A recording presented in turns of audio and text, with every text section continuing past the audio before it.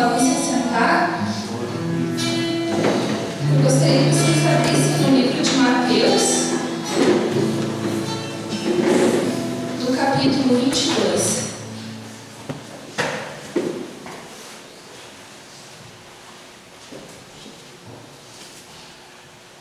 Mateus, capítulo 22, versículo 37.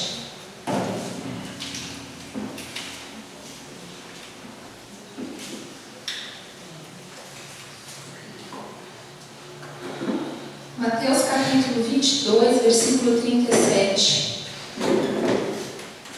Respondeu-lhe Jesus: Amarás o Senhor teu Deus de todo o teu coração, de toda a tua alma e de todo o teu entendimento. Eu vou repetir. Respondeu-lhe Jesus: Amarás o Senhor teu Deus de todo o teu coração, de toda a tua alma e de todo o teu entendimento. Amém? Amém. Irmãos, esse versículo que está aqui no livro de Mateus, a gente também encontra ele lá em Deuteronômio. Ele foi o primeiro mandamento que o Senhor nos deu. Quando o povo estava no deserto, que Moisés subiu ao monte, em que Deus entregou os 10 mandamentos para Moisés, esse foi o primeiro mandamento. É a primeira ordenança que o Senhor Deus nos dá: que o ame de todo o coração, de toda a alma e de todo o entendimento. Por que de todo o coração? Por que ele diz: ame de todo o teu coração? Para que teu coração esteja preenchido totalmente de amor por Ele. Quando Ele diz toda a alma, eu entendo que é que você deseje, porque a nossa alma, ela expressa os nossos sentimentos, as nossas vontades. Então, quando Ele diz que Ele quer que a gente ame Ele com toda a nossa alma, é com toda a nossa vontade, com todo o nosso desejo.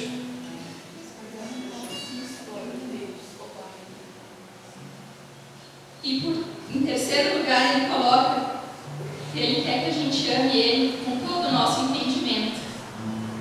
Com todo o nosso entendimento, irmãos. É tão pouco. O que nós vamos entender de um Deus que é tão grande? O nosso entendimento, ele é tão limitado que eu entendo que eu consigo entender 1% do que é o nosso Deus. Ele excede tudo que nós possamos entender. Ele excede toda a nossa imaginação. Tudo aquilo que nós possamos entender e compreender do que é Deus não chega ao que realmente Ele é. Mas ainda assim Ele fala na palavra dele que Ele quer que a gente ame Ele com o nosso entendimento. Então, dentro da tua limitação, dentro daquilo que você consegue entender do que é esse Deus soberano e maravilhoso, Ele quer que você entenda. Ele quer que você ame. Agora eu tenho uma pergunta para fazer para vocês, irmãos. Uma pergunta que eu fiz para mim primeiro. Porque quando a gente traz a palavra, em primeiro lugar nós somos ministrados. E a pergunta que eu queria fazer para vocês nessa noite, uma das perguntas é: todos vocês aqui sabem quem é Deus? Quem é o nosso Deus? Quem é o Deus que nós viemos cultuar aqui nessa noite? O Deus que no Antigo Testamento era chamado o Deus dos Hebreus, o Deus que abriu o Mar Vermelho. Você sabe quem é o Deus que você adora? Quem é o Deus que você serve? Quem é o Deus que nós abrimos a porta dessa igreja para cultuar nessa noite? É o único Deus altíssimo, grande, soberano que há, verdadeiro. Mas se você sabe e reconhece quem é esse Deus que você serve, quem é esse Deus que é o seu Pai, agora eu te pergunto mais uma coisa, para você, para dentro de você, qual é o lugar que Deus ocupa no teu coração? Qual é o lugar que esse Deus tremendo, maravilhoso, soberano tem ocupado no teu coração? Se o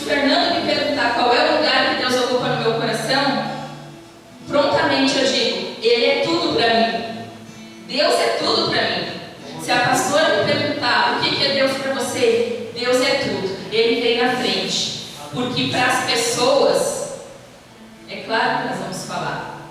Eu não tenho coragem de abrir a minha boca para dizer que Deus não tenha ocupado 100% do meu coração, que eu não tenha desejado Ele 100% da minha alma, e que eu não tenha compreendido Ele e amado Ele com 100% do meu entendimento. Então, quando eu digo, pergunte-se, quando eu te pergunto, eu digo, pergunte para você, irmão. Olhe dentro de você e Deus, que você não precisa responder para mim, você não precisa responder para o homem. Ele apenas quer que você reconheça, porque Ele já sabe o quanto que Ele tem de teu coração. Então faça essa reflexão nessa noite. Quanto que Deus tem de teu coração? Um pedacinho? Metade? Tudo? Irmãos, uma terceira pergunta. Você sabe tudo o que você conquistou ao aceitar Jesus? Você sabe tudo que Jesus conquistou na cruz por você quando Ele te ofereceu salvação? Ou você acha que ao aceitar Jesus, você apenas adquire a salvação e a partir dali você passa a ter uma vida correta, uma vida sem pecado? Você sabe tudo que você conquistou ao você dizer sim para Jesus?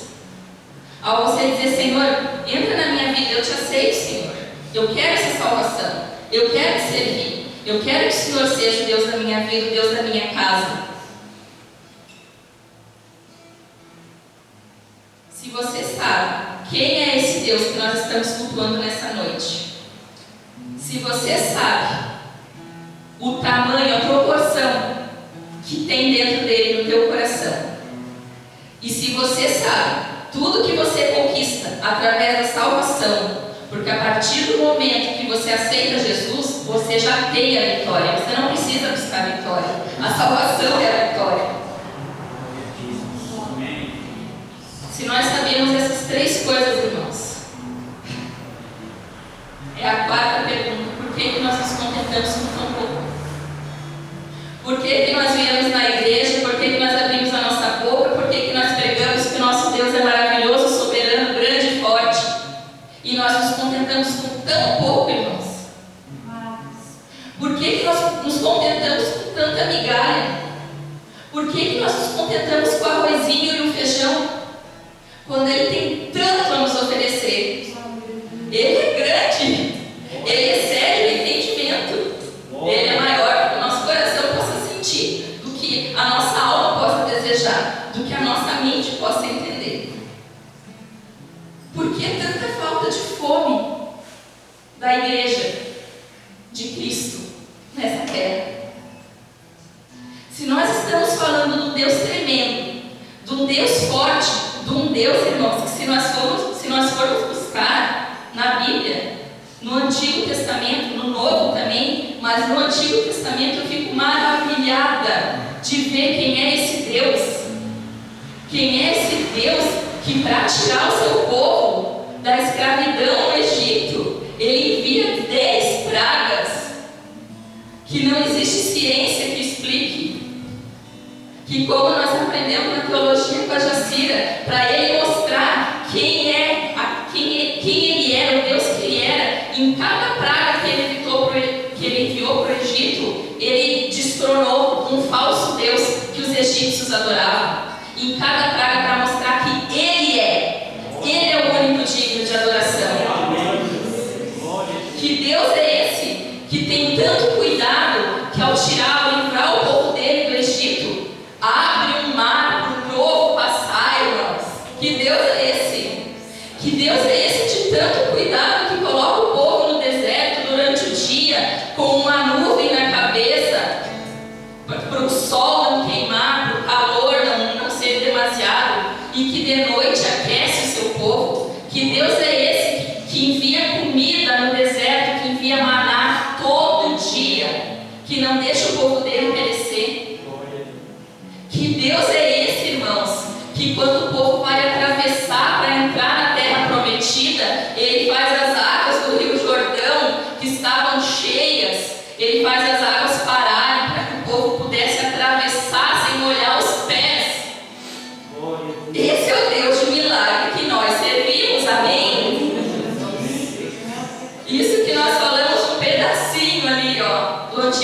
pensamento para nós falarmos.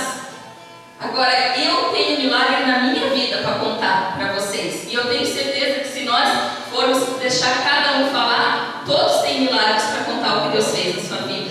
Porque o milagre de Deus, isso que eu falei para mim, é milagre tremendo e maravilhoso. É manifestação tremenda de Deus. Mas a partir do momento que nós servimos a Deus, nós vemos o milagre dele no momento que você acorda. Quando eu acordo, que eu respiro, eu digo: Senhor, obrigado, eu estou viva. Quando eu sinto meu coração pulsar, eu sinto o amor dele. Nós poderíamos dormir e não acordar. Nós estamos aqui pela misericórdia, pelo amor dele, pelo milagre. Quando nós temos a comida na nossa mesa, nós vemos o milagre de Deus, o cuidado de Deus conosco. Quando nós somos salvos de tantas coisas que muitas vezes nós nem sabemos, tanto mal que Deus nos livra, é o milagre de Deus, irmãos, dia a dia na nossa vida. E muitas vezes, como o povo no deserto murmurava, hoje nós murmuramos, porque o povo estava no deserto tendo maná, tendo milagre dia a dia, e murmurando. Quando Deus dá esse primeiro mandamento: amarás o Senhor teu Deus de todo o teu coração, toda a tua alma e todo o teu entendimento, o povo estava lá embaixo fazendo um bezerro de ouro. Porque nessa época, quando Deus dá esse mandamento, o coração de Deus, se é que assim podemos dizer, estava ferido. Porque ele era deixado de lado. Ele era deixado de lado. Qualquer coisinha que fazia que o povo desagradava, o povo abria a boca e murmurava. E o que eles faziam? Eles murmuravam e eles partiam para a idolatria. Qualquer coisinha que acontecia: vamos ficar com fome. Bom seria se nós tivéssemos ficado no Egito, porque lá no Egito nós não passávamos fome. Qualquer coisinha o povo abria a boca e murmurava. E nós não somos assim hoje? Nós não reconhecemos o Deus que nós servimos. Nós não reconhecemos o Deus grande que nós temos, irmãos. O nosso entendimento é limitado demais para isso mesmo. Nós somos murmuradores. Até hoje o povo de Deus é murmurador. E até hoje o povo de Deus ainda é idólatra. Porque a idolatria, ela não se aplica só a uma imagem. A idolatria, ela se aplica a tudo aquilo que toma o lugar de Deus no teu coração. Então nós somos idólatras. Porque tem muitas vezes e muitas coisas que tomam o lugar de Deus no meu coração. Se examine dentro de você. O que toma o lugar de Deus? Qual é a tua idolatria?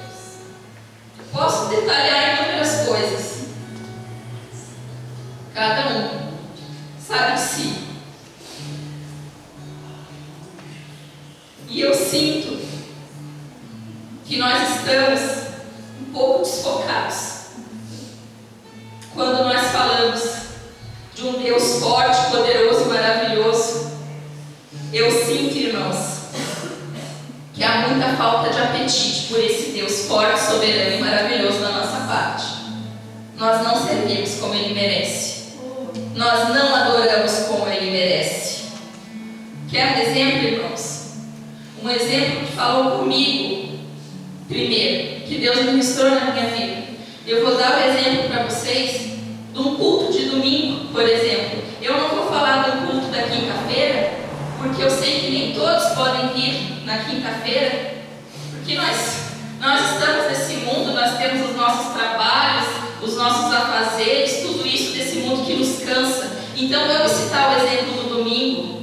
Nós aprendemos que o domingo é o domingo do Senhor. Então o que nós fazemos no domingo, irmãos?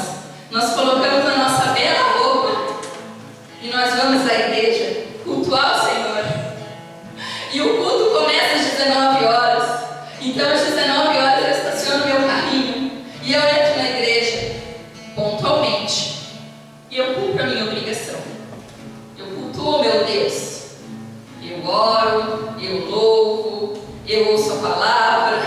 eu agradeço, eu peço, eu sou abençoado, e eu vou para casa para ter uma semana de trabalho na bênção de Deus.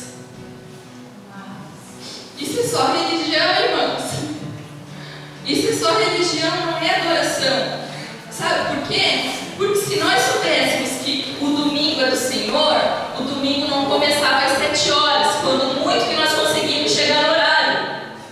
O domingo, ele começava na hora que nós acordássemos. Nós íamos estar na nossa casa, ou na casa de um familiar que a gente estivesse visitando, ou em um local de lazer que nós fôssemos com a nossa família. Nós íamos estar ali gerando a expectativa, não é? Gerando a expectativa de chegar aqui às 7 horas na casa do Senhor para cultuar. Quando conseguimos vir? Me lembra muito uma pregação da pastora Jacira, há tempos atrás, falando da nossa inconstância. Nós nem conseguimos vir todos os domingos para cultuar o Deus soberano, maravilhoso e grande que nós servimos. Sabe por que eu falo isso, irmãos? Porque, como eu disse no início, falou comigo primeiro, ministrou em mim primeiro. Eu vou dar um exemplo. Teve um dia, no culto de domingo, que o Fernando estava na escala para trazer a palavra do culto. E ele me pediu: amor, eu gostaria de ir para o meu quarto, de ir para o secreto com Deus, de me relacionar com Deus. Então eu gostaria que nós não estávamos em casa, eu gostaria que a gente fosse mais cedo para casa para que eu pudesse ter esse tempo com Deus. A palavra está pronta, a pregação está pronta, mas eu quero ter o meu momento com Deus. Você sabe como é que é. E naquele domingo, irmãos, eu não consegui fazer o que ele me pediu. Que nós tínhamos um aniversário em família, enfim, acabou atrasando. Não que fosse errado, irmãos, não é errado. Nós temos que ter o nosso momento em família, em lazer, temos que ter. Mas naquele domingo ele tinha me pedido isso, que ele queria ter um momento com Deus, por temor. Ele sabia que, poxa, era um domingo, ele queria trazer, ele estava com a pregação, mas ele queria um momento de intimidade mais profunda com Deus. E nós não conseguimos, irmãos. E nós chegamos em casa em cima da hora, deu tempo de tomar um banho, correndo e vem para a igreja, e já prepara o louvor e começa o culto. A pregação estava pronta, foi uma bênção. No outro mês, ele não me falou nada. No dia que ele chegou no dião da escala que ele ia pregar, eu acordei determinada. Porque eu sei que ele é o sacerdote da casa, ele comanda lá em casa. Mas a mulher tem que ter a sabedoria para administrar, para colocar as coisas em harmonia. Naquele primeiro domingo eu não tive essa sabedoria. E nesse segundo domingo da pregação, no outro mês, eu acordei e disse: amor, hoje nós não vamos sair. Eu vou fazer o almocinho e nós vamos ficar em casa. Lembra daquele dia que você me pediu que você queria ter um momento com Deus? Então vai ser hoje. Vai ficar eu, você e Yasmin em casa. Nesse domingo, irmãos, nós não saímos de casa e nós não recebemos ninguém na nossa casa. O Fernando ficou no quarto, preparando a palavra. Eu levei a Yasmin para a cozinha. Ela ficou me ajudando a preparar o almoço. Nós não ligamos nem TV lá em casa, irmãos. Eu liguei o som e nós ficamos o dia inteiro escutando aquele louvor gostoso e sendo ministrado pela presença de Deus até não fazer o almoço. Até não fazer o almoço com lágrimas. Irmãos, qual que é o resultado disso tudo? Quando nós chegamos na igreja às 6 horas, eu estava com o meu culto pronto, irmãos. Você podia vir brigar comigo que eu estava pronta. Eu fiquei o dia inteiro na presença de Deus. Eu fiquei o dia inteiro me preparando para chegar à noite e cultuá-lo. E aí foi tudo diferente, irmãos. Aí não importa o que vem no louvor, não importa o que vem na pregação. Sabe por quê? Porque eu estava com fome. Agora eu te pergunto: você consegue dar comida para quem não tem fome? você não tem fome, você vomita. E se tiver alguém na tua frente, você vomita na frente daquela pessoa. É isso que está acontecendo com nós, irmãos. Nós não temos noção do Deus grande e poderoso que nós temos, que nós servimos. Nós não temos noção, irmãos, de reverenciar a presença de Deus quando nós chegamos. Não que aqui seja um local que você não possa conversar, que você não possa abraçar um irmão. Não, nós temos essa liberdade. Só que nós não temos reverência pela presença de Deus.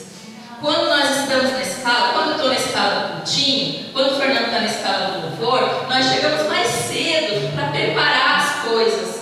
É lindo e maravilhoso, irmãos. É ótimo ver irmãos que servem, que ministram na casa do Senhor, desde a porta até o altar. É ótimo. Mas e por que quando eu não estou na escala, eu não consigo chegar 10 minutos mais cedo para dobrar o meu joelho e gerar expectativa? Glória a Deus. É não ter reverência, irmãos, pela presença de Deus, irmãos. É não ter reverência, é não dar valor para o Deus tremendo que nós temos, irmãos. Se nós voltarmos lá atrás, qual foi o propósito que Deus nos criou? Não foi para um relacionamento? Agora eu pego a história de Jó. Jó, um servo fiel, servia a Deus, era obediente, era próspero e era temente a Deus. Só que de repente tudo muda na vida de Jó. Ele perdeu tudo. Ele perdeu os filhos, a família, ele perdeu todos os bens materiais que ele tinha, ele adquiriu doenças para si, ele quase morreu. Só que no final da história de Jó, o que Jó diz? Antes eu te conhecia só de ouvir, mas agora os meus olhos te veem. Irmãos, quando você aceita Jesus, quando você aceita a salvação de Jesus, você conhece de ouvir, você aceita porque você ouviu. Agora, quando você se relaciona com Deus, você conhece de ver. E o Senhor não quer que nós conheçamos de ouvir. Ele quer que nós o conheçamos de ver aquilo que Ele pode fazer na tua vida, de ver tudo aquilo que Ele pode mudar dentro de você.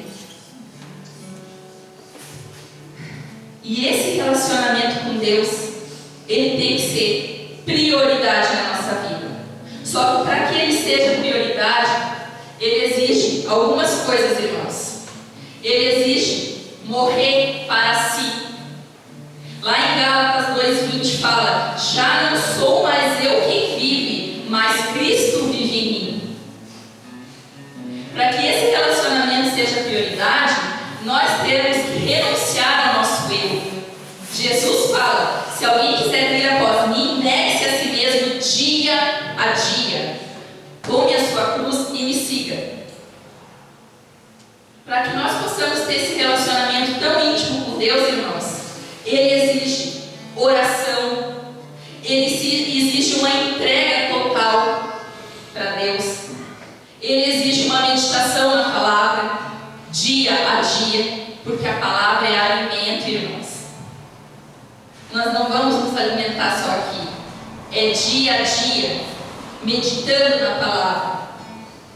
E para que nós possamos ter esse relacionamento com Deus, ele exige muita perseverança da nossa parte, muita persistência. Sabe por quê? Porque tudo isso aqui que eu falei, se negar, morrer para si mesmo, renunciar, se entregar, orar, meditar na palavra, a gente tem que perseverar para conseguir fazer tudo isso, com tudo que tem lá fora para a gente ainda fazer. Não é verdade? E sabe o que mais você ainda tem que perseverar, irmãos? Vencer tudo aquilo que te afasta de Deus. E isso é muito pessoal. Isso é uma análise que você tem que fazer de você mesmo, de tudo que te afasta de Deus. Talvez seja um vício. Talvez seja um pecado íntimo, oculto, que só você e Deus saibam. Talvez seja a preguiça. Tantas coisas, irmãos. No meu caso, que eu posso dizer para vocês, eu falava com o Fernando essa semana. Eu disse, amor, Deus sabe que o inimigo sabe que ele já não me ganha mais pelas coisas que eu fazia antes de ter Jesus na minha vida. As coisas lá de fora que a gente faz antes de ter Jesus. Eu fazia muitas coisas erradas. Então, o inimigo sabe que ele não vai mais me ganhar com um cigarro, ele não vai mais me ganhar com uma bebida, ele não vai mais me ganhar, fazer eu pecar, se ele colocar um homem bonito na minha frente para que eu venha atrair o meu marido. Ele não vai mais me ganhar com isso, irmãos. Porque para isso eu estou apodrecida. Eu não quero mais saber dessas coisas. Mas sabe no que ele vai trabalhar? E no que ele trabalha? Ele suga o tempo da slane. Ele trabalha na minha falta de tempo, irmãos. Ele tenta me distrair. E aí é onde eu tenho que estar focada. Porque às vezes chega o final do dia e eu digo para o Fernando, eu estou exausta. A minha mente não aguenta mais. Eu estou exausta. Mas o meu espírito está clamando pelo alimento. Por isso que nós temos que perseverar. Tem uma canção que diz, e essa canção ela tem ministrado muito nos meus dias. Essa canção diz que Deus é mais real que o chão que a gente pisa. Que Ele é mais real que o ar nos nossos pulmões. E ela fala, Deus é a minha realidade. Ele tem que ser a tua realidade. Nessa canção ela fala que Deus está mais perto do que a pele nos nossos ossos. Esse é o nosso Deus, irmãos. Talvez você diga assim, meu Deus, você está falando tanta coisa bonita, mas eu estou tão longe de tudo isso. Por isso que eu perguntei para você lá no início, qual é o lugar que Deus ocupa no teu coração? Porque o primeiro passo, irmãos, para que haja esse relacionamento puro, íntimo, o primeiro passo é você se examinar e identificar dentro de você qual é o lugar que Ele ocupa no teu coração. E depois que você identificou, que você viu que tem muita coisa banal que está à frente, você tem que reconhecer. Abrir a tua boca e reconhecer o que ainda vem à frente dele. Você acha que ele não sabe? Você acha que ele não sabe o tanto que ele tem de você? Ele sabe, irmão. Ele sabe. Mas ele quer ouvir de você. Ele quer que você reconheça. E depois de você reconhecer, ele quer que você clame pela misericórdia dele. Ele quer que você clame pela presença dele. Ele quer que você clame pelo mover dele, por tudo aquilo que ele pode fazer. E é o que eu queria convidar vocês nessa noite a fazer,